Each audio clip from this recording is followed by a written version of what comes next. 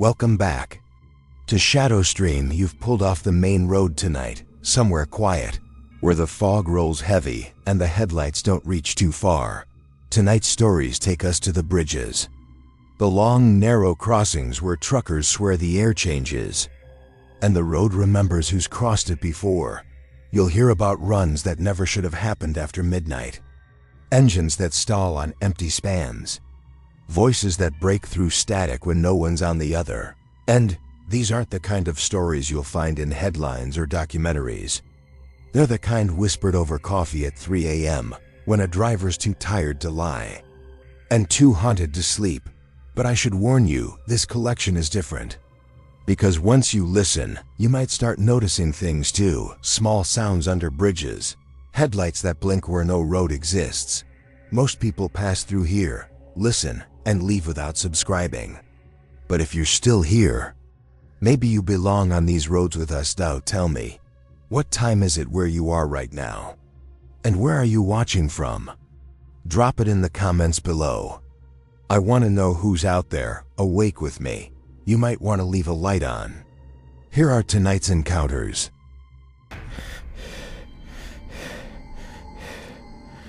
I didn't run at first. I couldn't. The rain had turned to mist, wrapping the bridge in this gray blur, and for a few seconds, all I could do was stare at the truck, its cabin dark, engine silent, and that shape inside. Waiting. Then the wipers moved once, slow and deliberate, like a hand pushing them. I bolted. Every step clanged against the grating. Water splashed against my jeans, cold enough to bite through. I kept glancing at the guardrails, expecting to see those pale lights again. But now they were gone, swallowed by black water. Halfway across, the bridge started to hum. A deep, low vibration coming from below, like a massive generator buried underwater. My teeth ached from it. When I looked down through the slats, I saw movement again, shapes sliding just under the surface. The light returned, faint at first, then growing until it looked like two huge spotlights drifting upward. I could see the outline of something. Long arms reaching. I kept running. The hum grew louder. The bridge shuddered once, enough to knock me into the guardrail. My elbow smashed metal. Sparks of pain shot up my arm. I looked back toward the truck. The headlights were on again, but they were pointing straight up. For a second, I didn't understand. Then the entire trailer began to tilt.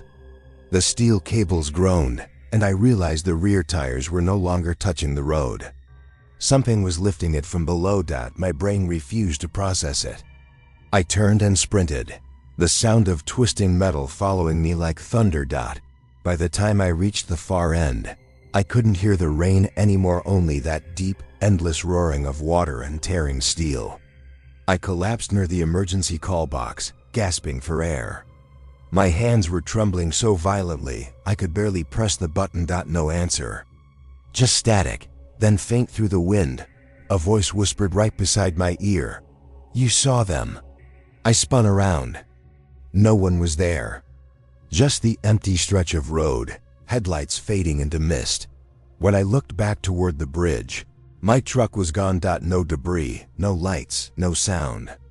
Just ripples spreading across the black water. 2 days later, the sheriff found me walking down Highway 9 barefoot, clothes stiff with salt.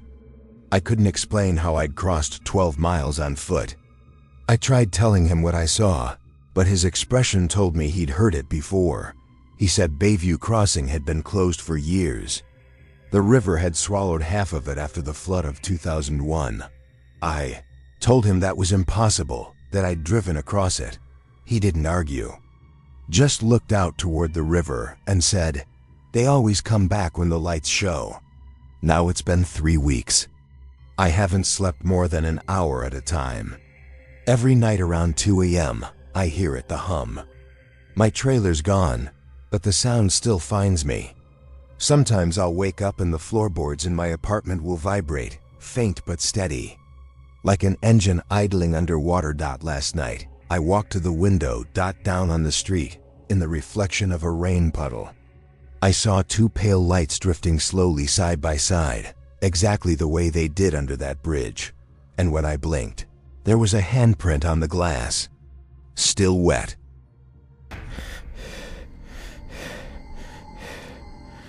I knew something was wrong the moment the mile marker came into view. Not because of what I saw, but because I didn't.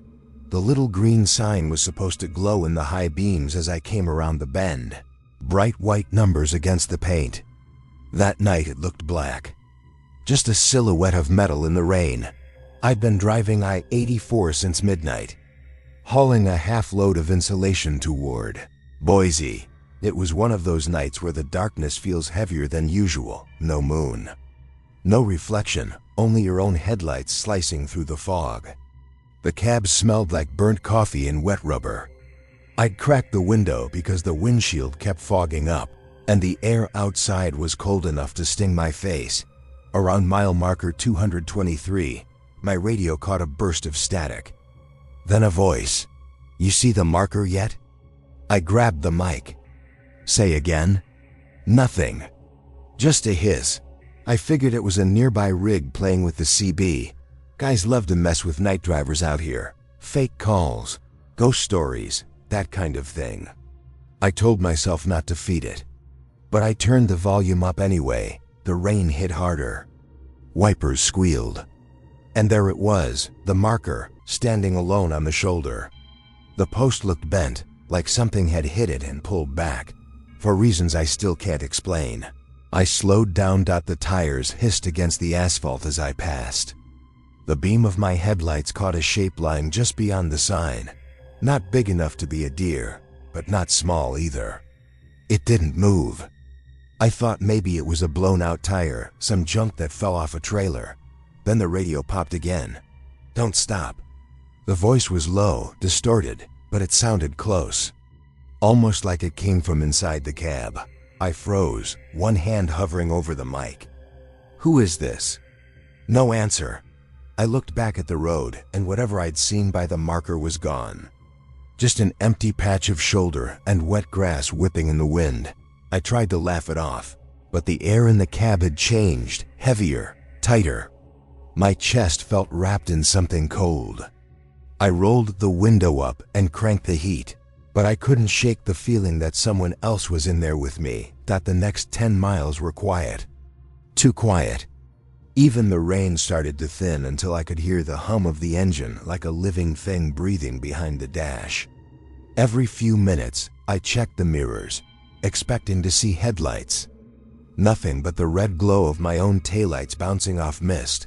Then I noticed the clock on the dash, 223, a.m. exactly the same as the mile marker. That shouldn't have meant anything. But for some reason my stomach dropped. I kept staring at those numbers, waiting for them to change.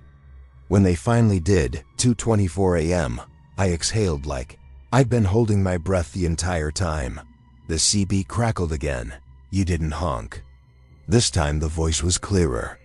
A man mid-30s maybe, calm. "You're supposed to honk when you pass 223. I grabbed the mic. "Buddy, whoever you are, knock it off." Silence. Then. Softer. "They don't like it when you don't." The hairs on my arms rose. I slammed the CB off completely and kept my eyes on the white lines ahead. A few minutes later, I saw headlights in my mirror. Relief hit me first. Another truck. Finally. The lights were low and far back, weaving a little, like the driver was tired. They stayed there for miles, never gaining, never fading. At 2:37 a.m., they blinked once, twice, then went dark. I slowed down, expecting them to reappear from a dip in the road. Nothing, just darkness. The air pressure shifted inside the cab again. My ears popped. The dashboard lights dimmed for a second. And then the smell hit, wet soil, like river mud. The kind that clings to your boots. I checked my mirrors. Again, there was someone sitting in the passenger seat. Just for a heartbeat, a shape where no one should be. Shoulders hunched forward, head tilted like they were listening to something outside. I blinked, and it was gone. The only sound left was the tires against the road. I pulled onto the next turnout, killed the engine, and just sat there. The silence pressed against me so hard, I could hear the ticking of the cooling metal. I told myself I was just tired, that hallucinations happen when you push too many hours. Then the radio turned itself back on. You stopped. The voice was closer. Not through the speaker this time, behind me. I spun around so fast my seatbelt locked. Nothing. Just the dim glow from the sleeper bunk, the rumpled blanket, and the outline of my duffel bag. The smell of mud was stronger now. I grabbed my flashlight, opened the door, and stepped out. Cold air rushed in. The turnout was small, just enough space for one rig and maybe a car. The rain had thinned to mist, and in my beam of light, I saw the muddy tracks from my own tires, and next to them, bare footprints. Small. Too small to belong to me. They led from the shoulder toward the side of the trailer and stopped right under the rear lights. I followed them, my boots squelching in the mud, breath fogging in front of me. That's when I saw it, something carved into the dirt on the back of the trailer. Letters smeared with mud, but deep enough to catch light. Honk next time. The flashlight shook in my hand. I backed away until I hit the guardrail. The air was so cold it burned my lungs. When I looked back at the trailer, the writing was gone. I must have stood there 10 minutes before climbing back in the cab. My fingers wouldn't stop trembling. I started the engine and got back on the highway, desperate for another pair of headlights, a rest stop, anything. For the next half hour, I kept checking the clock, the mirrors, the radio. Everything stayed still. Then right as I started to believe maybe I'd imagined it all, the CB came alive again. "You did good." The voice wasn't mocking this time. It sounded pleased. I didn't answer. The mile markers passed one by one. 224, 225, 226. Each sign looked brighter than the last. Numbers glowing clean and sharp in my headlights. Was almost ready to turn the radio back off when I heard the last thing before the channel went dead again. "See you on the way back." 3 nights later, I took the same route back. Not because I wanted to, dispatch insisted. I tried to swap the load, even said I was sick, but the schedule was tight and nobody else wanted to drive that stretch after dark. By the time I hit the highway, the sky was clear. No fog, no rain. Just the sound of the tires and my own heartbeat. I told myself that what happened before was exhaustion, that I'd been awake too long and spooked myself. Still, when I reached mile marker 210, I turned the CB off. Just in case. The miles rolled by, silent. The road curved gently, the kind of hypnotic bend that pulls your thoughts away from the wheel. I caught myself watching the shadow of the rig stretch and bend across the pavement, like it was dragging behind me. At 2:18 a.m., the clock ticked slow. The air inside the cab dropped a few degrees. I saw the green glow ahead, the marker sign, and my chest tightened. The same post. The same black patch of shoulder. I lifted my hand to the horn. But before I pressed it, a voice whispered from the back seat. "Too late." My hand froze. The cab mirror showed nothing, just a dark space behind me. But the air smelled like wet earth again, thick and sour. I pressed the horn anyway. The sound ripped through the night, echoing off the trees. The lights blinked. Everything went silent. Then the headlights caught something at the edge of the road. A person standing beside the marker. He wore a reflective vest, soaked and sagging, head down like he'd been waiting. When my beams hit him, he raised an arm and pointed down the embankment. Slow, purposeful. I rolled to a crawl, window cracked. The wind carried the faintest sound, a CB hiss, a voice repeating my call sign. "You see the marker yet?" My own voice, echoing back at me. I felt my stomach twist. I slammed the window shut, hit the gas, and didn't look back. But in the mirror, I caught it anyway. The man in the vest stepping into the lane, headlights washing over him until he wasn't there anymore. I didn't stop until I reached the way station 30 miles out. The place was half lit, one clerk behind the counter. I walked in shaking, trying to explain, but the guy barely looked up from his clipboard. "Another one from 223? He asked. I nodded. He sighed, handed me a form. "Write it down. They send a team every year. Never find a thing." He pointed at a corkboard by the door. Tacked up there were photos, rigs crumpled, tire tracks ending mid-lane, names of drivers.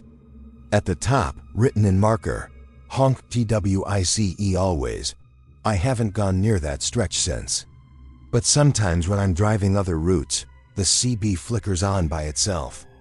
Always at 2:23 a.m., always the same words. "See you on the way back." And if I listen closely, under the static, I can hear the faint sound of a horn. 2 short blasts, coming from somewhere deep in the noise.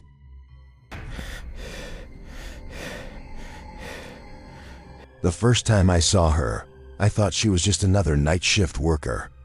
Nothing about her seemed off at first dot. It was 3:10 a.m., and I was heading east on Route 76 with a load of dry goods, halfway between Denver and Topeka.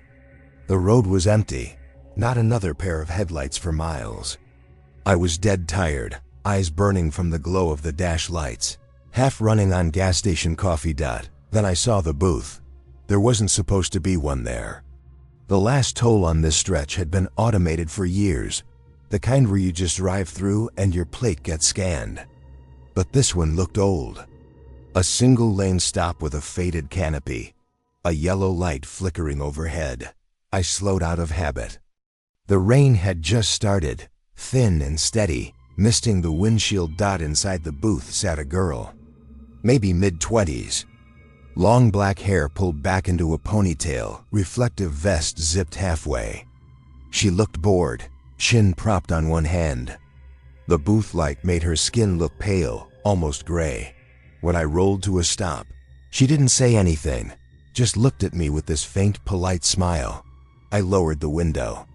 The smell of wet asphalt and diesel filled the cab. "Didn't know this one was open again," I said, fishing for my card. She tilted her head slightly. "It's not. Just passing through." Her voice was soft, too soft for the noise of the rain. I had to lean closer to hear her. "Yeah," I said. "Route 76 East. Headed to Topeka." She nodded like she already knew. Then she reached out her hand. 375. I hesitated. "Cash only?" "Cash only," she said again, smiling a little wider. Her nails were pale, almost colorless, like she'd dipped them in frost. I handed her a 5. She slid open the drawer and dropped it in without looking. No receipt, no change. Before I could ask, she leaned slightly toward the window. Her eyes, that's what I remember most. Light brown, but dull, like the color had been washed out of them. She said, "You'll want to stay in the center lane past the bridge." "Why's that?" "There's construction." I glanced ahead. The road was empty, no cones, no lights. Just dark asphalt stretching into fog. When I looked back, she'd already turned away, staring down at something on her counter. The rain picked up. I gave her a nod and started to roll forward. But for some reason I looked back in the mirror as I pulled away. She wasn't sitting anymore. She was standing in the booth doorway, half in shadow, watching me leave. The light flickered, and for a second, it looked like there was water dripping from her vest. Not rain, but steady streams running from her sleeves and down her legs. Then the light went out completely. I told myself I was overtired. I even laughed once, that dry, nervous laugh you do when you're trying to convince yourself you're fine.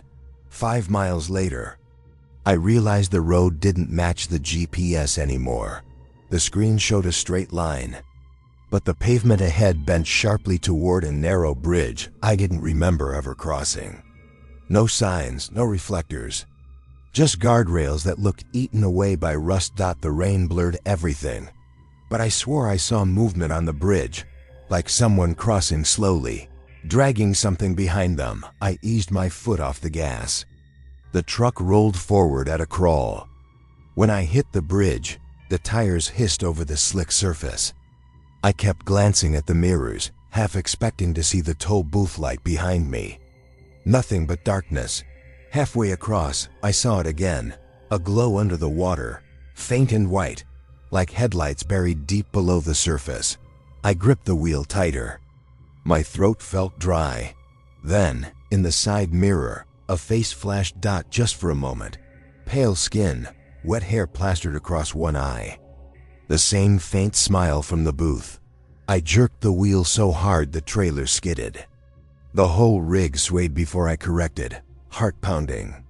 When I checked again, the mirror showed only rain. I drove another 15 miles before I stopped at a 24-hour diner off exit 19. The place was mostly empty. A few truckers hunched over coffee. I sat in the corner, still shaking, watching the rain streak the windows.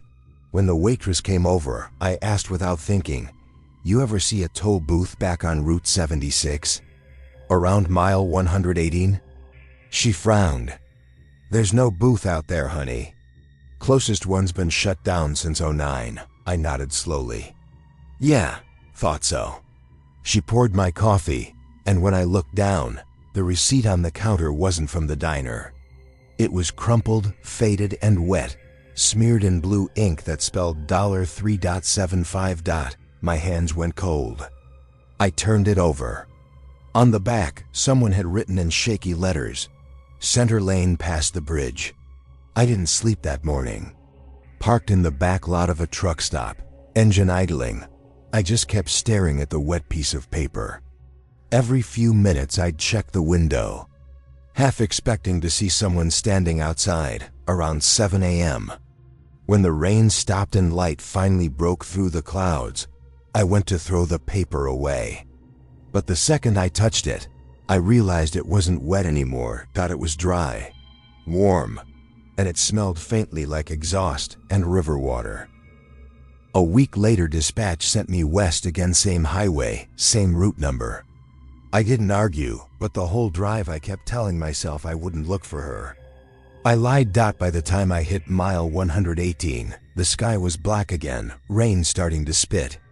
The GPS showed a straight stretch of open road, no side ramp, no toll. Still, I slowed. Habit. Fear. The wipers dragged back and forth. And then the yellow canopy light blinked out ahead of me, exactly where it had been before. The booth. Perfectly lit, like it had never left. I almost turned around, but my foot eased off the brake instead. The radio went to static. I pulled forward until the booth filled the windshield. She was inside. Same reflective vest, same dull brown eyes. Only this time she was smiling before I even stopped. "Evening," she said. Her voice was brighter, like she'd been waiting for me. "375? I asked, forcing the joke. She shook her head slowly. "No charge tonight." Her hand came up, palm open. Something small and folded sat there, my own crumpled receipt. "You dropped this." I stared at it. "How? You went through the wrong lane," she said, still smiling. "You weren't supposed to." I wanted to ask what she meant, but the radio snapped alive with a burst of noise. A voice mine came through the speaker, whispering, "Stay in the center lane past the bridge." The booth light flickered. When it steadied again, she wasn't in the chair anymore. She was standing outside, inches from my door, rain running down her face in thin black streaks. "Please," she said quietly, "don't stop next time." Then the light went out. I didn't remember driving away. One blink and I was miles down the road, knuckles white on the wheel. The booth was gone again. I told a mechanic about it later at a rest stop in Kansas City. He looked at me like I'd said I'd seen a ghost. "That booth washed out in a flood," he said. "Girl drowned inside. They tore the bridge down a year after." He paused, watching my face. "You said she talked to you?" "Yeah. What did she tell you?" I hesitated. "Not to stop." The mechanic just nodded. "Then listen. It's been months. I take different routes now. But every so often the toll alert chimes on my GPS, even when there shouldn't be one. Sometimes it's just static. Sometimes I hear her voice through it, soft and calm, center lane past the bridge. I never look up when it happens. And I never stop anymore.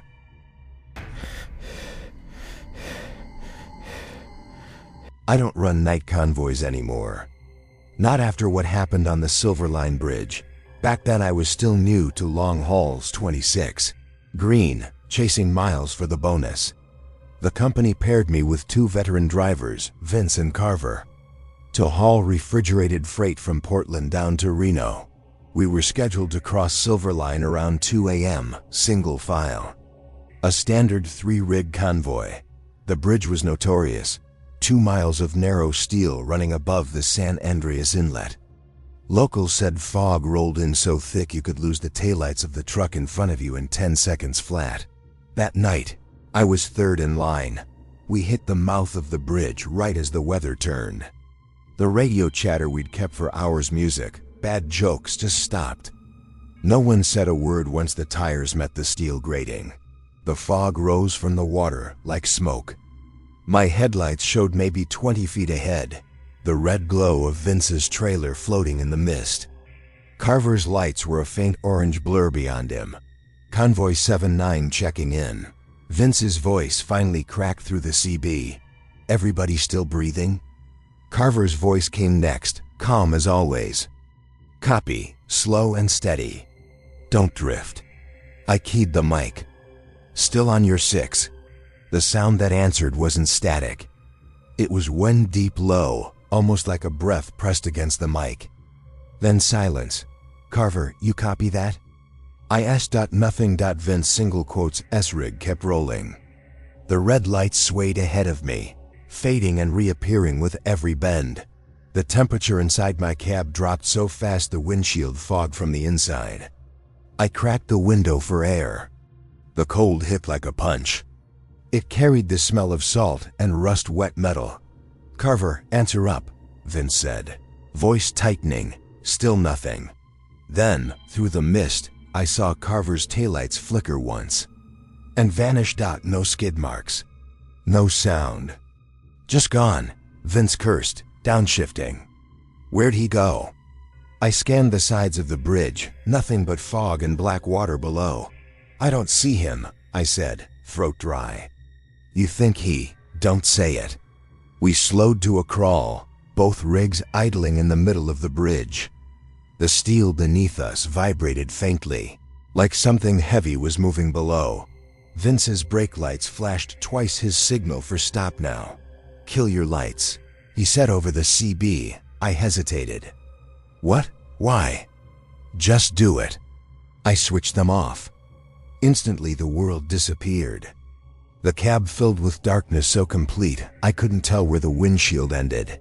Then I saw them small, dim glows under the bridge. Not headlights, not reflections. More like lanterns drifting through the fog below us. 3 of them at first, swaying with the tide. Vince, you seeing that? He didn't answer. The glows brightened, rising toward the steel beams beneath the road. They pulsed in a slow rhythm, like they were breathing. I turned my headlights back on. The bridge exploded back into view, steel, fog, rain. Vince's trailer loomed 20 feet ahead and behind me. Another set of lights. 2 white beams had appeared on the bridge where there hadn't been any a second earlier. Vince, I whispered into the mic. We've got someone behind me. Static. I tried again. You reading me? The radio hissed, then a voice I didn't recognize came through. Convoy of 3. It wasn't a question. The voice was low, watery, like it came from deep below the line. I dropped the mic, grabbed the shifter, and hit the gas. The tires screeched on wet steel, the rig lurching forward. Vince, move. He must have heard the engine because his taillights flared bright red as he accelerated. The bridge trembled under both of us. I risked a glance in the mirror. The new headlights were still there, closer now, impossibly close. No engine noise. Just light. Then one blinked out. Then the other gone. The bridge went quiet again, except for the rain. When we reached the far end, Vince's rig pulled over hard onto the shoulder. I followed, heart pounding. We both jumped down from our cabs, flashlights cutting through the mist. "Carver!" Vince shouted, voice echoing over the water. Only the sound of waves answered. We called the highway patrol, gave coordinates, waited nearly an hour. They shut the bridge down and sent a team, but by morning there was nothing, no skid marks, no broken rail, no sign of Carver's truck on sonar. The official report said driver likely left the convoy before the bridge. But both of us knew that was a lie, because when the fog cleared, we saw it, something dark clinging to the underside of the beams, dripping water, shaped almost like a hand. They found Carver's rig 5 days later, or what was left of it. It was 40 miles downstream, half buried in silt. No body, no logbook, no cab lights. The ignition key was still turned to on. The company called it mechanical failure. Vince quit the same week. I stayed, mostly because I needed the pay, and maybe because some part of me wanted to know what really happened. 2 months later, dispatch gave me a solo run south. Route note said, cross Silver Line at 2 o'clock, maintenance complete. I stared at that line for a long time before signing. The second crossing, the night was clear, no fog, no rain. Still, the second my tires hit the steel grating, the air inside the cab went cold. I kept both hands tight on the wheel, radio off, windows shut. The bridge stretched out ahead like a strip of bone under moonlight. Halfway across, the CB lit up by itself. A voice whispered, "Convoy of 3." My throat locked. Who is this? Missing one. The lights on the dash dimmed, then flared bright. My mirrors filled with a blinding white glow like headlights, pressed right against the bumper. But there was no sound of an engine behind me. I floored it. The glow followed, pulsing faster, closer. Then something struck the trailer, one heavy, wet hit that shuddered through the whole frame. I checked the mirror again. The light was gone, but the metal at the back of the trailer was bending inward, denting like a hand was pressing through from outside. I didn't slow down until I hit solid ground on the far side. When I finally looked back, the bridge was empty. But for a moment, in the rearview mirror, I swore I saw 2 taillights suspended midair where the fog began, motionless, perfectly aligned, and then fading down into the water. Weeks later, Vince called me after hearing I'd crossed again. His voice was shaky. "You remember Carver's trailer number?" I told him. He went quiet for a long time before saying, "They just reassigned that number. New driver took the same run last night." He swallowed. "They're missing. Now I still haul freight, but I plan my routes around Silver Line. Doesn't matter if it costs me hours. I don't even look at that section of the map. Sometimes, though, when I pass another bridge at night, I catch a glimpse in the mirror, a third set of headlights in convoy formation, hovering steady behind me. If I blink, they're gone. If I keep watching, they drift closer until the radio hums with static and a voice says, "Quiet and wet, convoy of 3. Then everything goes still again.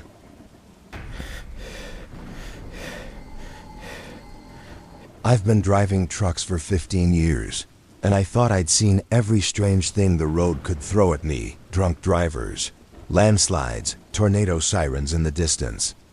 But I never thought I'd drive across a bridge that didn't exist. It happened somewhere between Flagstaff and Gallup, on a night so clear you could see the stars fighting the highway lights. I was hauling a refrigerated load poultry, bound for Albuquerque.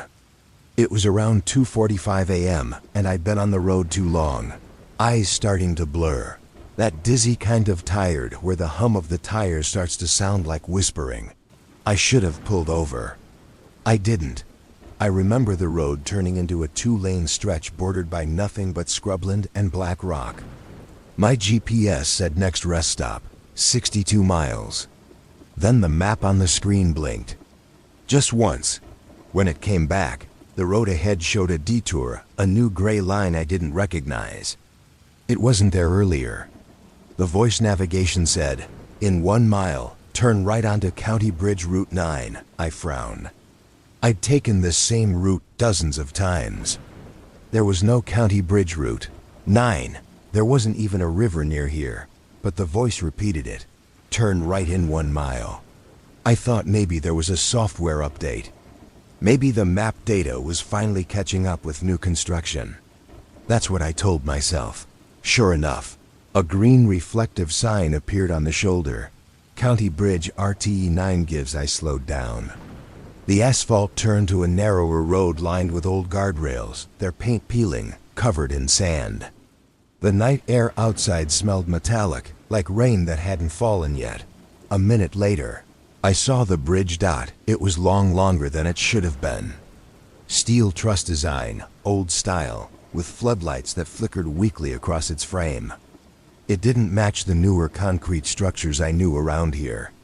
It looked abandoned. I hesitated at the edge. The GPS still showed the route clearly, the line crossing the water and reconnecting to the highway. I checked the map satellite view, nothing. Just blank terrain. That's when I should have turned back instead. I started forward. The bridge's surface was grated steel. My tires thumped in rhythm, the sound echoing beneath like someone hitting hollow pipes. The water below, if it was water, was impossible to see. Too dark, but it wasn't completely still. There were slow ripples, reflecting the floodlights like silver veins moving under the surface, about halfway across. My CB crackled to life. "You're not supposed to be there." I froze. The voice was male. Low, with a hint of static wrapped around it. I grabbed the mic. "Who's this? You got a call sign?" No answer. "Turn around." The hair on my arm stood up.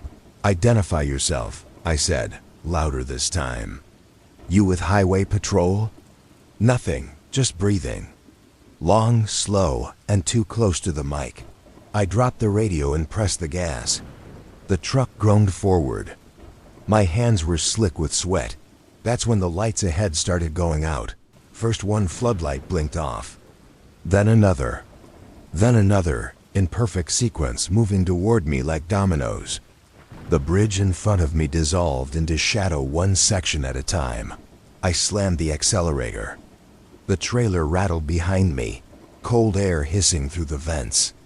I didn't care if it jackknifed. I just wanted off that thing. Then out of the corner of my eye, I saw headlights behind me. Two bright beams. Too close. Moving fast. "Hey!" I shouted into the CB again. "Who's behind me?" "Turn around." This time the voice wasn't coming from the radio. It came from the sleeper cab. I twisted around so fast I nearly lost control of the wheel. The sleeper was empty, no one there. Just my jacket hanging off the hook, swaying slightly like it had been touched. When I looked back through the windshield, the floodlights were gone completely. Only my headlights cut through the black. The GPS said I still had 0.3 miles until the other side. But the bridge felt like it kept stretching, like I wasn't getting any closer. Then the road texture changed. The vibration through the wheel disappeared. The hum under the tires went silent. I looked down and realized the grating was gone. It looked like I was driving across still. Dark water. Not on top of it, through it. The headlights barely reached 10 feet ahead before they vanished into murk. I tried to stop, but when I hit the brakes, the pedal sank too easily, like there was no resistance. The truck just kept moving, slow, steady. Then, through the haze on the windshield, I saw something standing dead center in the lane ahead.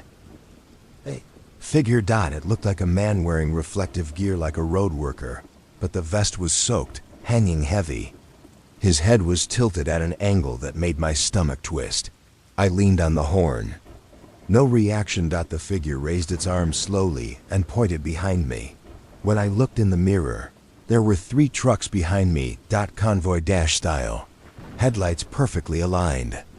No sound of engines. The lead truck's cab had no driver. That's when the CB clicked again. convoy of 3. Missing 1. My vision blurred. I could feel the steering wheel vibrating under my hands, even though the truck wasn't moving anymore. Then, suddenly, everything went silent. No radio, no engine, no hum of tires. Just the faint sound of water dripping steady, rhythmic, close. I blinked. The road ahead was empty again. No figure, no convoy. Just the end of the bridge visible ahead. Floodlights flickering weakly like they were fighting to stay on. I slammed the gas, and this time the truck responded. It leapt forward. When I hit solid ground, I didn't stop until I saw an exit sign. I pulled over at the first gas station I saw, an old, rusted-out place with one pump still working. I stumbled out, legs shaking. The attendant looked up from his stool and frowned. "Where the hell do you come from this time of night?" "County Bridge Route 9, I said automatically. "Just crossed it." He blinked. "Son, there's no bridge out there. That road washed out 15 years ago." I stared at him, unable to speak. He pointed at the trailer. "You might want to check your rig. You're dripping." I turned. A trail of water ran from the back doors down to the gravel, puddling under the tires. It smelled like salt. When I climbed up and opened the cargo latch, cold air spilled out. And every package of poultry inside was thawed, soaked through with water that shimmered faintly under the light, and on the inside of the trailer door. Someone had dragged a finger through the frost and written one word: turn. I didn't sleep that morning. I sat in the cab of my truck until the sky turned gray, staring at the puddle forming under the trailer. It didn't make sense how the bridge could be gone, how the water could smell like salt that far inland dot. When I finally got back on the highway, I pulled over at a way station around dawn. The officer checking paperwork noticed the water stains first. "You haul fish or something?" he asked, wrinkling his nose. "Frozen poultry," I said. He crouched to inspect the trailer, dragging his glove through the damp dust along the undercarriage. "This ain't rainwater," he muttered. "Feels slick. Like oil or..." He sniffed. "See," I tried explaining how the GPS rerouted me, how I'd crossed a bridge that wasn't supposed to exist. He stared for a long moment before smirking. "You mean Silver Line Bridge? That's 50 miles north. Collapsed years ago. County never rebuilt it." "No," I said. "County Bridge Route 9. His smirk faded. "That road doesn't exist."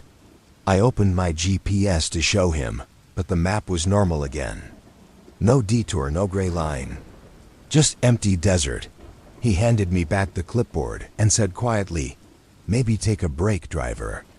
Long nights'll make you see things." I parked for the day behind a diner off Route 40. Tried to sleep. Tried to convince myself I'd dreamed it. Around noon, I woke to someone knocking on the cab door. It was another driver, older guy I'd met a few runs back Harlan. He pointed at the front of my truck. "You been down near the coast or something? You've got barnacles on your bumper." I climbed down and looked. Tiny shells clung to the metal grill, dried white. Some were still wet. I laughed, but it didn't sound like me. He shook his head. "You okay, man? You look like you've seen a ghost." "Yeah," I said. "Something like that. That night, dispatch called. They were confused," said my route log, showed an unscheduled 40-mile detour and a missing hour of drive time. The GPS data just stopped at 2:47 a.m. and resumed at 3:52, like I'd teleported across state lines. "You sure you didn't turn off tracking?" the dispatcher asked. "No," I said. "Signal must have dropped." She sighed. "Well, whatever you did, you cost the company a load. Half your freight's waterlogged. They want you in the yard tomorrow." I agreed. Not because I cared about the freight anymore, but because part of me wanted to know what the system would show when they pulled the logs. The yard was a maze of parked rigs and chain link. The mechanic, Sal, met me at the gate with a clipboard. "You the guy with the ghost bridge?" He joked. I didn't smile. He raised an eyebrow. Word travels. You got people curious. GPS glitch or not, something fried your onboard tracker. Melted the chip clean through. He led me to his office where a tech was reviewing the black box data. She had the playback running on screen, every second of my route mapped out as a glowing line. We watched the moment. I turned onto that detour. The line followed the road, then stopped halfway across what looked like open terrain. The cursor froze. The data stream went blank. Then suddenly, the screen flickered and filled with static for 3 seconds before the line resumed on the other side of the supposed river. See that? The tech said. Signal loss doesn't do that. It's like the unit connected to something else. Something else? I asked. She shrugged. A tower that isn't there. Sal leaned over her shoulder. Replay the audio. The CB feed started, just the hum of the engine. Then a voice came through, faint and crackling. Convoy of 3. Missing one. My chest tightened. That you? Sal asked. No. He rewound it. Played it again. The voice was clearer the second time. And this time, underneath it, I could hear the sound of water dripping. They wrote it off as interference. Maybe a bleed from another frequency. But I knew that sound. I'd heard it on the bridge, steady and rhythmic, like water hitting steel. That night I checked into a cheap motel near the yard. Couldn't shake the feeling that something was still following me, like the road itself had marked me somehow. I dreamed of the bridge. Only this time, I wasn't driving across it. I was standing under it, chest deep in dark water, watching trucks glide silently above. Their headlights shimmered across the surface like ghostly fish. Every so often, one of them would stop mid-span, engine idling, and a door would open. Then I'd hear it again, turn around. When I woke, my shirt was damp with sweat, or maybe something else. It smelled faintly like salt. 2 weeks later, dispatch called again. Hey, you still in the area? The voice asked. Got a short run to Holbrook, pays well. Route takes you past where that signal drop happened. I almost said no. But curiosity won. I told myself I'd drive in daylight this time. No bridge. No fog. No tricks. For most of the trip, it worked. The sky was pale and empty, desert stretching endless on both sides. My GPS behaved. My CB was quiet. Then at mile marker 212, the screen blinked once. Turn right onto County Bridge Route 9. I hit the brakes hard. The road ahead was flat. No turnoff, no sign. Just dust. I pulled onto the shoulder and stared at the GPS. The voice repeated, in 200 feet, turn right. I turned the device off. Pulled the plug completely. The screen stayed lit. Turn right. My hands shook. No, I whispered, turn. I threw the GPS out the window. It hit the dirt with a dull thud.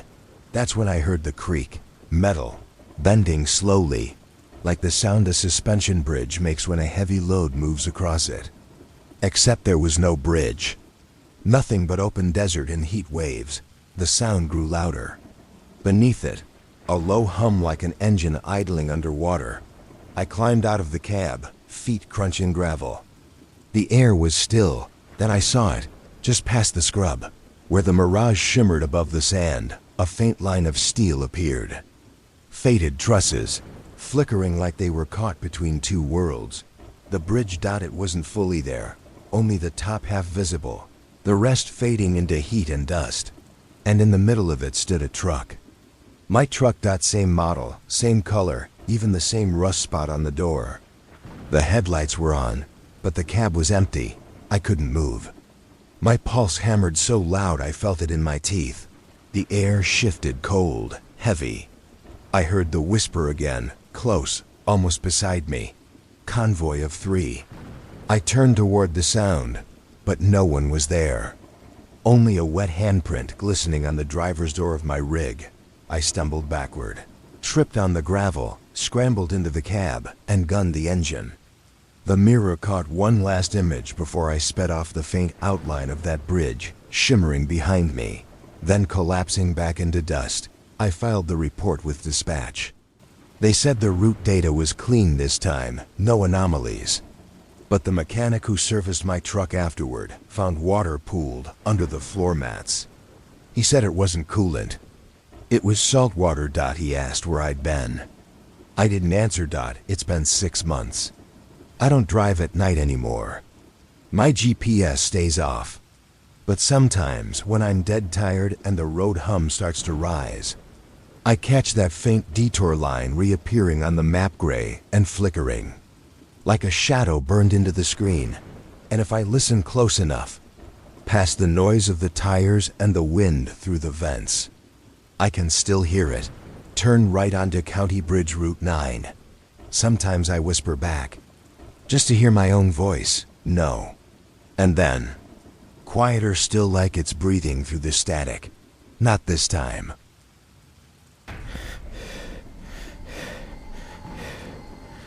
There's a rule every long-haul driver learns quick.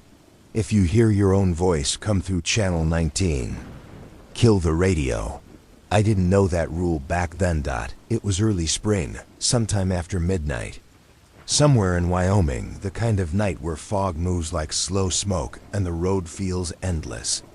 I was hauling an empty flatbed back toward Cheyenne, half dead from caffeine and engine noise.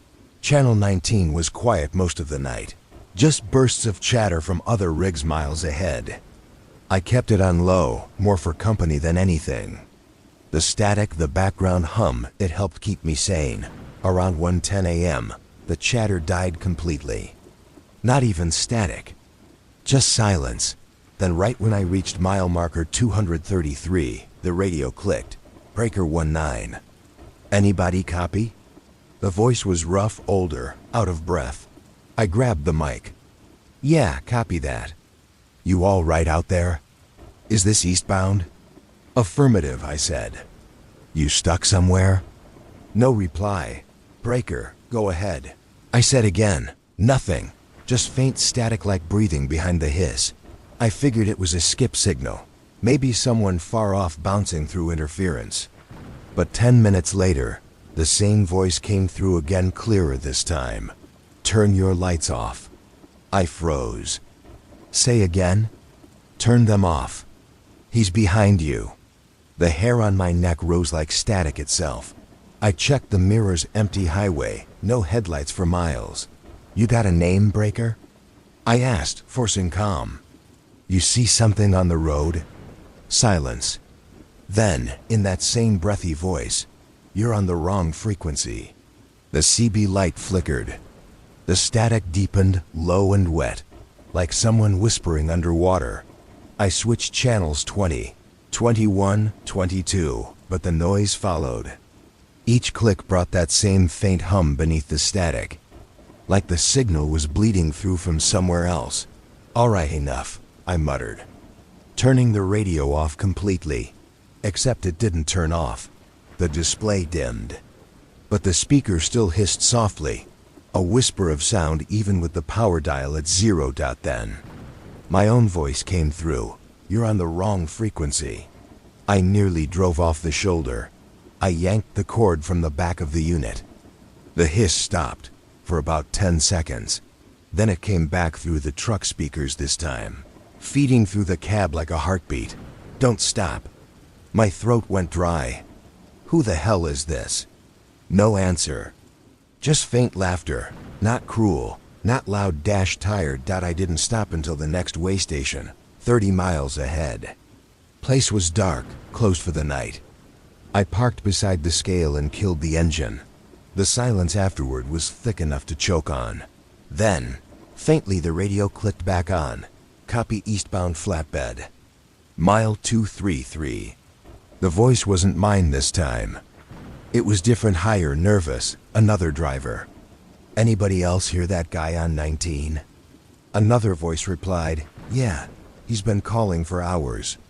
Keeps saying the same thing. Something about lights. Then a third voice, low and calm. Ain't nobody out there. Just noise. Signal bleed from old equipment. The first driver sounded shaken. "No, man," he said my name. How the hell would he? The feed cut out. Silence again. Then, faintly, that same whisper crawled through the static. "He's behind you."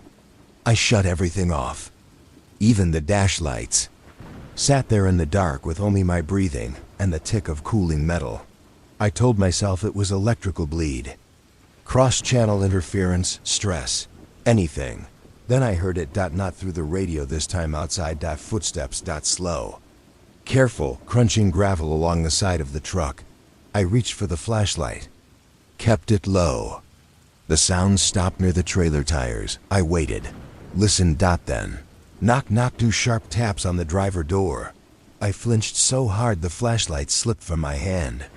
Its beam rolled across the window, catching only my reflection. Nothing else. The knocking didn't come again. But when I looked at the side mirror, I saw something faint in the red glow of the taillight shapes, maybe 2 or 3 figures, standing just beyond the reach of the light. Then, in perfect sync, their outlines flickered like static and vanished. I drove the next 2 hours with the CB unplugged. Radio off, music blasting just to drown out the hum in my ears. By dawn, I convinced myself I'd hallucinated it. Sleep deprivation, bad coffee, maybe carbon monoxide leak. Then I stopped at a truck stop outside Rollins to fuel up. The attendant, a woman about 50, was watching a small TV behind the counter. "Morning," I said. She didn't look up. "You coming from the east?" "Yeah," she nodded slowly. "Then you heard it too." My stomach dropped. "Heard what?" "The calls. Channel 19. Her voice was flat, eyes glued to the screen. "It's been going on for days. Drivers saying they hear voices repeating back what they say. Whole convoys turning off their radios. One guy said he heard his own self asking for help." She finally looked at me. "You talk back?" I hesitated. "Yeah," she sighed. "You shouldn't have." That night, parked behind a diner, I tried sleeping with the CB cord still in my glove box. But around 2 a.m., the truck speakers crackled faintly, even though everything was off. Just one word came through: "Copy." Then the static rose again, filling the cab like wind. The next morning I called Vince, an old friend I'd driven convoys with years back. If anyone could explain what was happening, it'd be him. He answered on the second ring. "You sound like hell," he said. I told him everything. The voice, the static, the whisper through the speakers, even with the power off. I could hear him breathing through the phone, quiet for a long time before saying, "You said it started around marker 233? "Yeah, why?" He exhaled hard. "That's where Lyle went off the road. Back in '09, heading with a fuel hauler. Both rigs burned. They never cleared the wreckage right." I felt a cold knot form in my gut. Lyle Jenkins," he said. "Breaker tag Old Coyote. He was on Channel 19 that night. People say they could still hear him after he crashed, for hours." I waited. "What did he say?" "Same thing you did." Vince's voice cracked. "He kept saying, 'He's behind you.' For 2 days I refused to touch the CB. I drove in silence. Radio unplugged, window cracked to let the air hum drown my thoughts. By the third night, exhaustion won. I needed noise, any noise. The silence was worse. I plugged the CB back in, tuned it to a dead channel, 17, and let the static run low. Like white noise. An hour later, as I crossed into Colorado, the speaker popped. "Breaker 19, you out there eastbound?" My stomach sank. Same tone, same tired rasp. I didn't answer. "You copy, driver?" I reached to turn it off, but my hand froze halfway. Some part of me, stupid curious, needed to know. I lifted the mic. "Who is this?" "You know who I am." The voice wasn't angry. It was sad. "You left me out there." I swallowed. "Left who?" "Old Coyote." My throat tightened. "That's not funny," I said. "Whoever you are, knock it off." The voice chuckled, low, dry. "You shouldn't have answered." Then the signal cut. The display on the CB went black. My dash lights dimmed like something was draining power from the cab. I felt the truck stutter, engine faltering, gauges twitching. The radio hissed again. Louder now, deeper. The sound vibrating through the steering wheel. "Breaker 19. Turn your lights off." "No, he's behind you." I checked the mirror for a heartbeat. I thought I saw headlights trailing me, close, too close. But when I blinked, they were gone. Then I noticed the glow wasn't coming from behind. It was inside the cab, reflected faintly in the passenger window. The outline of a man sitting in the seat beside me, cap low, jacket soaked, face half burned away in the reflection. I slammed the brakes. The truck fishtailed, tires screeching against asphalt. When I turned, the seat was empty, but the seatbelt was pulled tight, stretched like something had been sitting there. At dawn, I rolled into a rest area, shaking. 2 other trucks were already parked. One of the drivers, a woman I'd seen a few times before, was outside with a coffee, talking into her CB handset. I climbed down, legs unsteady. "You hearing anything weird last night?" I asked. She blinked. "You mean the voice?" My heart dropped. "You heard it too?" "Yeah, around 1 a.m. said my name." I thought it was a prank until he started repeating things I was saying back to myself. Her hands were trembling. He kept asking if I was alone. A third driver nearby overheard. "Same here," he said. Static on 19, kept cutting through all channels. Guy said he needed a lift across the bridge. Didn't even say which one. We just stood there. 3 drivers who should have been strangers, trading pieces of the same nightmare. Then, the woman said something that made my stomach twist. He said he was old Coyote, asked me to switch to channel 233. Vince's voice echoed in my head. Mile marker. 233. That was where Lyle died. That night I couldn't resist. I had to know. When I hit the same stretch of road, I turned the dial to 233. The radio didn't even hiss. It breathed. Soft, slow, like someone on the other end was waiting for me. Breaker 19. I gripped the mic so hard it creaked. "Lyle? You came back." My eyes burned from staring at the empty road. "What do you want?" "Same thing you do, company." The static deepened, rolling through the cab like a tide. I could feel the seat rumbling, the wheel trembling under my palms. Then the headlights flickered. For a split second, the road ahead shimmered, and there it was, a burned-out truck. Sitting sideways across the asphalt. Smoke rose from its cab, though there was no fire. The windshield was black, melted, edges curling like paper. I slammed the brakes, but the truck didn't stop. The speedometer needle froze at 60. The radio hissed louder. "Keep coming." Jesus Christ. Don't stop. I squeezed my eyes shut and held the wheel straight. When I opened them again, the road was empty. No wreck, no smoke. Just my own reflection in the windshield, white as bone. The radio clicked one last time.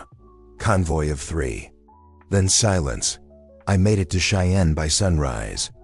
Parked the rig, turned in my log, didn't mention a word. That evening, Vince called again.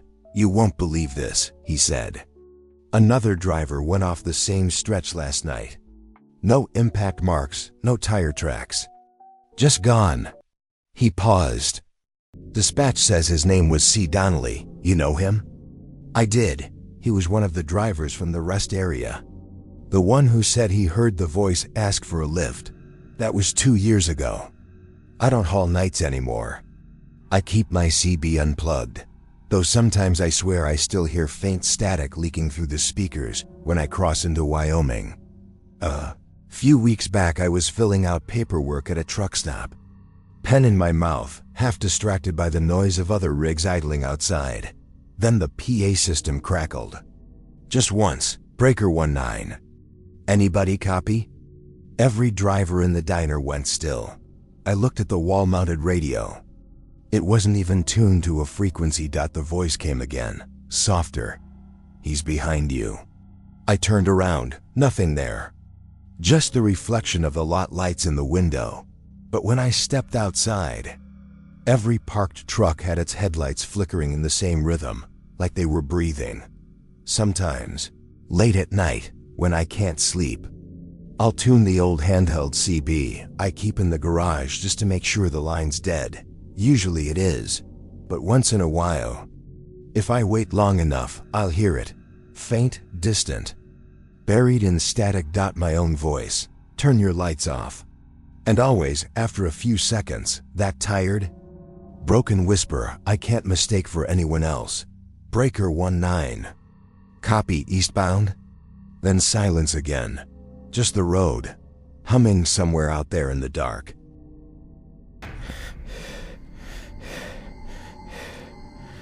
The first time I saw him, I thought he was a reflection.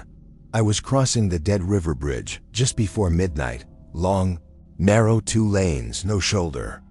The kind of bridge that hums under your tires like it's alive.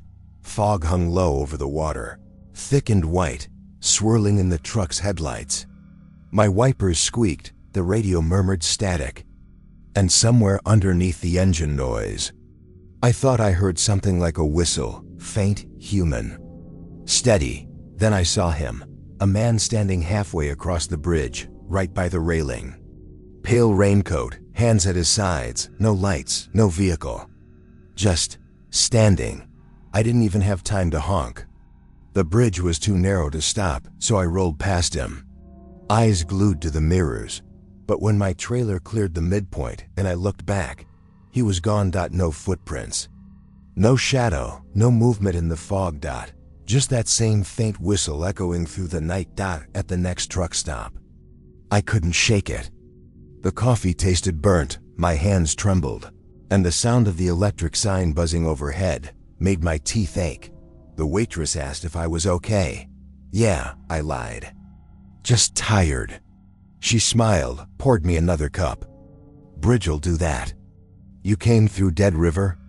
I nodded. Her smile faded. Don't cross that one alone, driver. Folks see things out there. What kind of things? I asked. She shrugged, eyes darting toward the window. Depends who you ask. Sometimes a man on the railing. Sometimes just lights under the water. But if you see him watching you, don't stop. I tried to laugh it off. Sounds like a story you tell rookies. Her hand trembled just enough for the coffee to ripple. It's not. 2 nights later, I had to cross again. Same route, same time. I told myself it was coincidence. I wasn't the kind to believe in ghost stories. Halfway across, the fog rolled in thicker than before. My headlights bounced off the mist like I was driving inside milk. The hum of the bridge grew louder, not just under the tires, but around me, vibrating through the wheel, the dashboard, the air itself. And then I saw him again. Same spot. Same coat. Same stance. Except this time, he turned. I caught only a glimpse. His face pale, eyes like dark holes, mouth slightly open, but it was enough to make my stomach drop. He lifted one hand, not waving, just pointing. Straight at me. My lights flickered. The radio cut out completely, and for one long second, the bridge felt empty, like the air had been sucked out of the world. Then the engine sputtered. Lights came back, and I was on the far end, breathing like I'd run a mile. I checked the mirrors again. No one there. But something had changed. Every window on the truck, windshield, mirrors, even the chrome on the door, had fogged from the outside, and on the driver's side, traced into the condensation with a single finger, were 3 words: he sees you. I didn't sleep that night. When I called dispatch in the morning to request a route change, the manager just laughed. What? That old bridge ghost again? You've been listening to the chatter too long. I'm serious, I said. There was someone on the bridge, twice. Sure. Maybe it's that local warden. Patrols there sometimes. People say he's weird, but harmless. Warden? Yeah, some retired guy who never left the post. Lives out near the river. They call him the Bridge Watcher. That name stuck in my head all week. The Bridge Watcher. Every driver I talked to had a different version. Some said he used to count cars during floods. Others said he jumped one winter night and never hit the water. But the one detail that stayed the same, he watches from the railing, always around midnight, always in the fog. Some drivers claimed they'd seen headlights following them after crossing, high beams that never gained or fell back, just hovered in the mirror until they reached the next town. And if you stopped, the lights disappeared and something knocked once on your cab door. By the fourth trip, I'd started keeping the radio off near that stretch. Didn't want any stories in my head, but fear has a way of getting in no matter what you do. It was 12:03 when I hit the approach. My headlights caught the mist ahead, thick and pearly, coiling low over the railing. The hum started again, that low vibration under the tires. Steady like breath. I kept my eyes dead ahead, halfway across. The fog parted just enough for me to see movement. He wasn't at the railing this time. He was standing in the middle of the lane. I hit the horn. Didn't move. I swerved, or tried to. The wheel locked like the power steering had frozen. My whole body went cold. Then, just as I thought I'd hit him, he vanished. Gone. The fog swallowed everything, and the bridge hum turned into a high metallic scream when I made it to the other side. My hands were shaking so badly I had to pull over. I sat there for 5 minutes, chest pounding, headlights off. Then, 3 slow taps on the back of the trailer. Tap, tap. T-a-p. I froze. Then silence. When I climbed out with my flashlight, the fog was gone. The air was still, nothing behind the trailer, but on the asphalt, just beneath the taillights, were wet footprints, bare feet, leading back toward the center of the bridge. The next morning, I went back. Daylight made the place look harmless. Cracked concrete, rusted railings, water moving lazy and green below. I found a county maintenance truck parked by the entrance. An old man in a reflective vest was leaning against it, smoking. "Morning," he said. "You work around here?" He nodded. 30 years. "You the driver from last night?" My mouth went dry. "How'd you know?" He flicked his cigarette into the water. "You're not the first one to stop after seeing him." "Who?" "The Watcher." I waited, but he didn't elaborate. "You ever see him yourself?" I asked. He squinted through the haze. "Once, when I was your age." Stood right there in the middle, pointing like he was counting cars. "After that, I stopped crossing at night." "What is he?" I whispered. The man looked at me for a long moment. Then he said, almost gently, "Sometimes the bridge remembers the ones it lost." That night, back on the road, I caught myself turning off the radio again. The hum of the tires was enough. At least.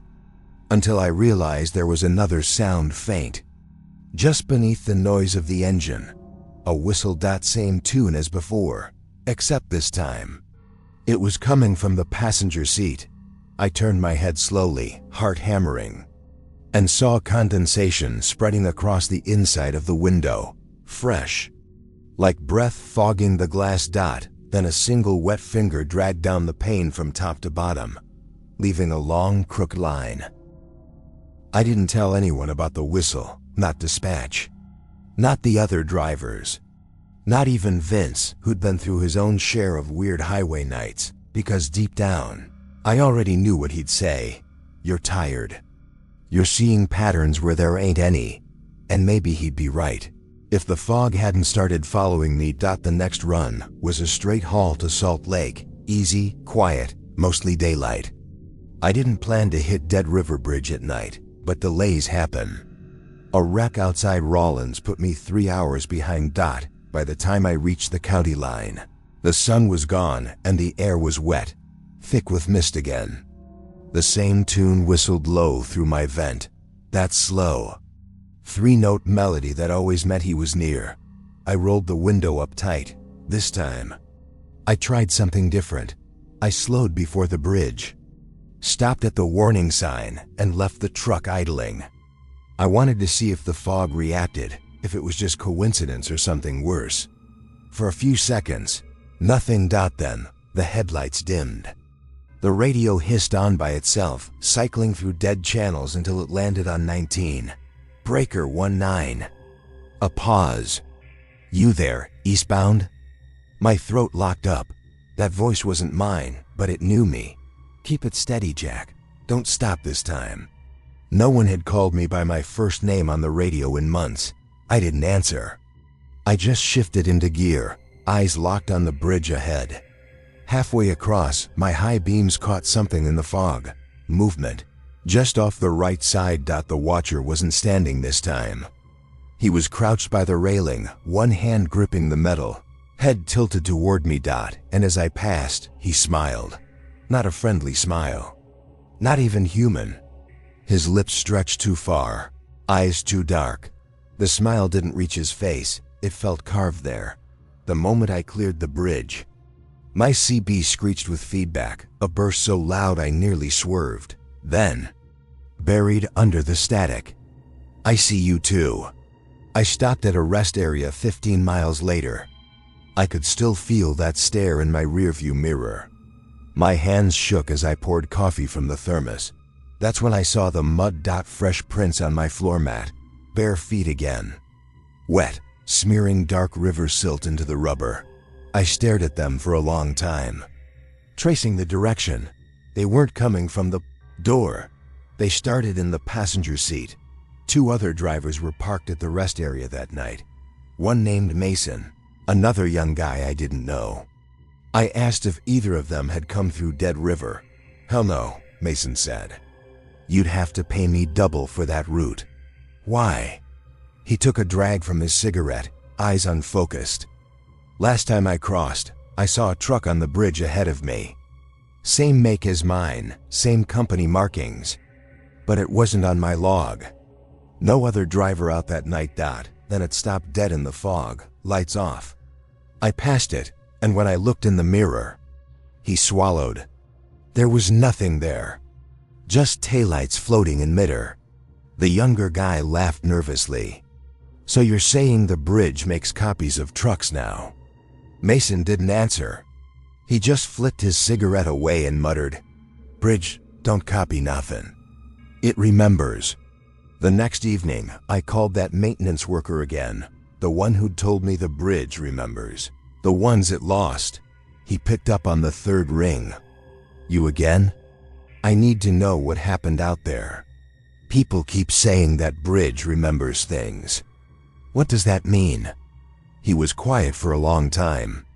I could hear a river in the background, the slow lap of water against stone. "You ever hear about the flood of '87? He finally said, "Can't say I have." Whole stretch of highway washed out. Took 3 rigs with it. They built the new bridge on the same pylons. Said it was cheaper. Never found the drivers. I gripped the phone tighter. Never found them? No bodies. No wrecks. Just radio chatter for 3 days after. Drivers screaming into the void. Search teams swore they heard engines under the water. They still hear them sometimes when the fog's right. I closed my eyes. So the watcher, he was the one who tried to stop them. Flood took him too. They buried an empty box. That night I couldn't avoid it. My route was locked in. The fog was waiting by the time I reached the turnoff. The air smelled like river silt, wet iron, and something else. Something sour. Half a mile out, my radio clicked again. "Jack." The voice was weaker this time. Almost pleading. "Turn around. Don't cross tonight." For a second, I thought it might be one of the other drivers, maybe Mason playing a sick joke. But the voice cracked on my name, the way someone does when they're scared. And right behind it, layered faintly beneath, another voice whispered, deeper, slower, almost overlapping. "Cross." 2 voices. 1 warning. One commanding. The hum started again under the wheels, that low vibration I could feel in my chest. The fog thickened, rising up around the hood like smoke. And for the first time, I realized the sound wasn't the bridge. It was the water. It was breathing. Halfway across, I saw headlights appear ahead, a truck coming the opposite direction. I flicked mine once to signal. The other truck didn't respond, just kept rolling forward, dead center in the lane. "Breaker, you want to move over?" I called into the mic. No answer. The fog parted just enough for me to see the grill, the license number, the mud-caked cab door. My number. My rig, the exact same truck. I jerked the wheel. The scream of tires tearing across wet steel filled the night, and the headlights blinked out. When the fog cleared, the road ahead was empty, but the back of my neck burned like someone was standing right behind me. Breathing slow and steady, I didn't stop until I reached town. When I finally stepped out of the cab, I saw a wet handprint on the driver's door, bigger than mine. The fingers long and thin, and written in the dust across the side mirror. Just barely legible through the grime. Not him. I didn't go back to Dead River for a week, but the bridge didn't need me to. 2 nights later, parked in a truck stop 3 counties over, I woke to that familiar whistle cutting through the darkness, soft, patient, coming from somewhere outside. I opened the curtain just enough to peek through. In the reflection of my windshield, half hidden by the neon glow of the stop sign, stood the same pale figure, still as a shadow. Watching. And this time, I didn't see the fog, because the fog was inside the cab. It was curling around my boots, slow as breath, bringing with it that faint, unmistakable smell of river water.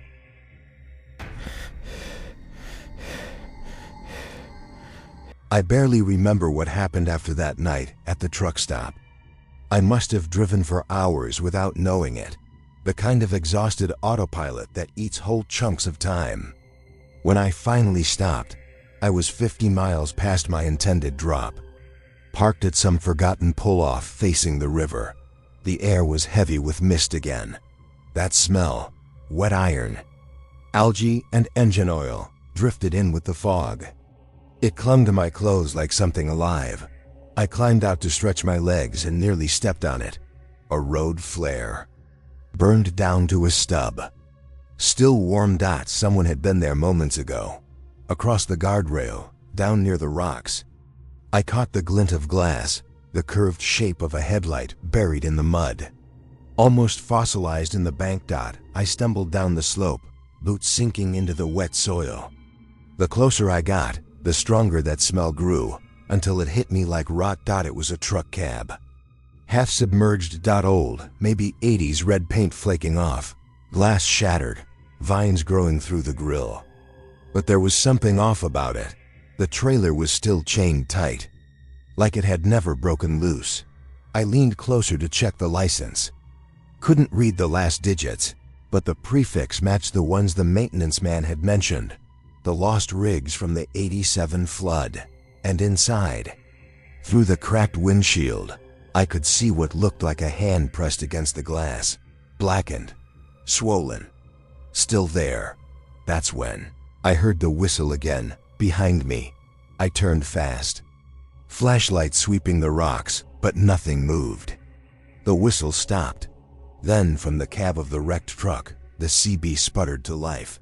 "Breaker 19. It was a voice like static and water, bubbling between syllables. "You came back." My flashlight flickered. I stared at that old truck, and for a split second, I saw myself sitting in the driver's seat, wide-eyed, pale, hand gripping the mic.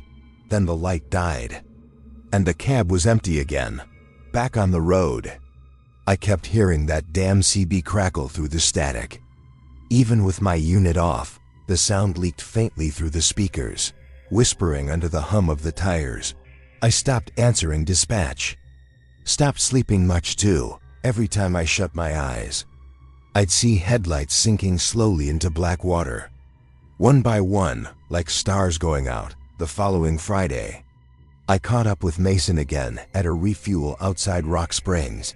He took one look at me and frowned. "You look like you haven't seen daylight in a week." "Been running Dead River," I said quietly. He went still. "You're still crossing that bridge?" "I don't think I have a choice anymore." "What's that supposed to mean?"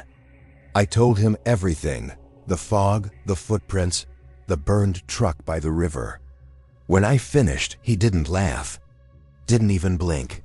Instead, he walked to his truck, rummaged around, and came back with an old Polaroid photo. "This was taken in '88, he said. "Local news did a piece on the recovery effort after the flood. Look close." I took it from him. It showed a crew of rescue workers standing on the rebuilt bridge.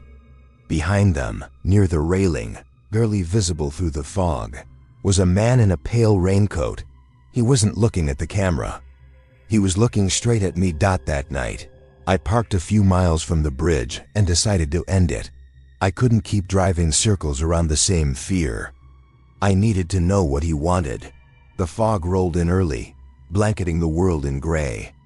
My headlights caught nothing but air. I grabbed the handheld CB from the glove box and switched it to channel 19. "Watcher, you out there?" Silence. "You've been following me for weeks. Just tell me what you want." The static shifted. A voice rose faintly through it, deep, distorted, as if it came from underwater. "Count." "Count what?" "3. The line went dead. I waited, pulse hammering. Then I felt the truck rock slightly, like something heavy had climbed onto the back. I turned on the rear camera. At first, all I saw was fog. Then slowly, a shadow moved through it, tall, hunched, dripping with water. He climbed down one side of the trailer, hand dragging along the metal, leaving long wet streaks. When he reached the ground, he turned toward the cab and smiled. His lips didn't move, but his voice filled the cab through the CB speaker.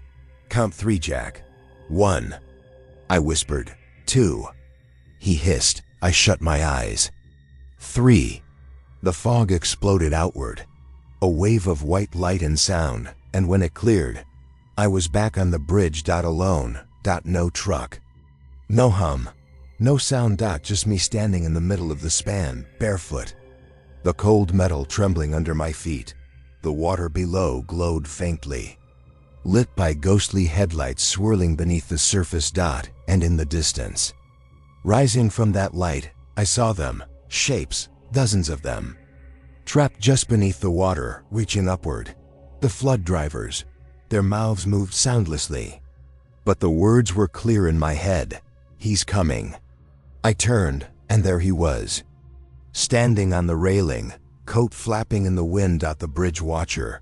For the first time, I saw his face clearly. It was mine. I woke up in the cab, engine idling, parked on the far end of Dead River Bridge. Sweat soaked through my shirt. The passenger seat was dripping wet. Outside, the fog had lifted. But on the inside of the windshield, written in slow, dripping letters, were 4 words. "Count them for me." For the next 3 nights, I didn't sleep. Every time I tried, that same whisper crept through the static of my CB. The watcher's voice, slow and distant, like a tide pulling words apart. "Count them for me." Each time he said it, something in me sank lower, like I was being dragged toward the bottom of the river. On the 4th night, I drove out anyway. No route, no dispatch. Just me, the truck, and that endless stretch of black highway. The world outside the headlights didn't look real anymore. The lines of the road too straight, the trees too still, the sky too wide. Every so often, I'd catch flashes of movement on the shoulder, silhouettes of trucks that weren't there when I passed. By the time I reached Dead River Bridge, fog had already swallowed the guardrails. The temperature dropped 15 degrees the second my tires hit the grating. The radio clicked on by itself. Breaker 19. I didn't answer. "Count them." Something inside me snapped. I slammed the mic button. "I'm done playing your damn game. You hear me? I've seen your trucks. I've seen your ghosts. What the hell do you want from me? Static. Then, faint, childlike, broken, home. The word echoed through the cab like a heartbeat. The lights flickered. And for an instant, the fog ahead shimmered, shapes forming in it. Rows of headlights, a convoy stretching into nothing. All of them silent. The lost trucks. They lined the bridge like soldiers. Their engines idling in perfect rhythm. And at the front of them stood him, the watcher, coat hanging heavy.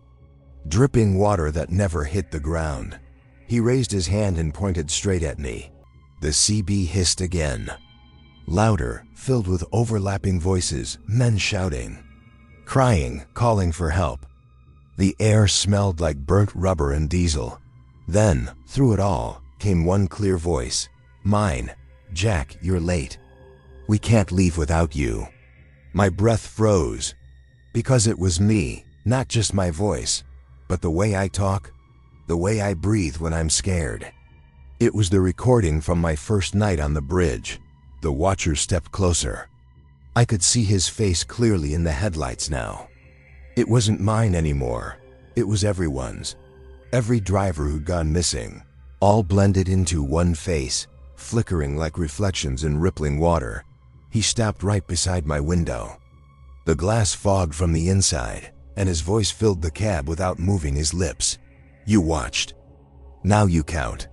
Before I could react, the truck jolted forward, not because I hit the gas, but because something was pushing it. The fog outside thickened, swallowing the bridge, the world. Everything. Through the windshield, I saw them, trucks sliding silently off the edge. One by one, headlights disappearing into the water below. Each time one sank, the CB clicked. 1, 2, 3, until it reached mine. 4. The impact never came. When I opened my eyes, I was lying on the shoulder of a highway I didn't recognize. My truck sat idling a few feet away, lights still on. Engine quiet. The bridge was gone. Behind me was only open field, no river, no fog.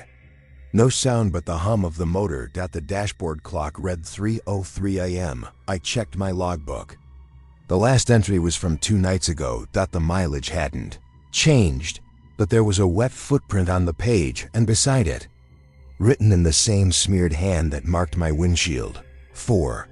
I quit trucking that week. Sold the rig. Moved inland, far from any rivers. Far from anything that could reflect light. But sometimes, when I can't sleep, I tune an old CB I keep on my nightstand to channel 19, just to hear silence. And every once in a while, late, when the air outside smells like wet metal, I'll hear it again, that faint, slow whistle, followed by the sound of tires humming across steel. Then a voice, patient and distant, Breaker 19. You there, Jack? I never answer, because I know if I do, I'll hear him say the next part, Convoy of 4. And somewhere out there, in the dark, a bridge that isn't supposed to exist will start building itself out of fog.